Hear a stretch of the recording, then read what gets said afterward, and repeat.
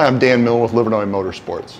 So today we are pleased to announce we are first to be custom tuning the Ford Bronco. So basically all the new Broncos with the 2.7 liter we are doing beta testing on with our tuner here.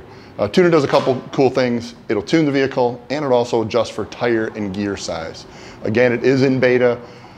Maybe by the time some of you see this video, it will be released, but at the moment it's all beta.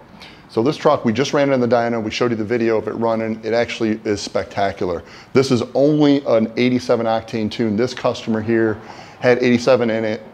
It's hot. We didn't cool it off really. So I think the numbers, both baseline and tune, would be a little bit better. Let's take a look at it real quick. So if we look at the graph, super impressive. Just going over peak to peak numbers. This thing picked up 40 horsepower. And torque, you're looking at almost 50, 40 some foot-pounds, almost 50 foot-pounds. So super impressive.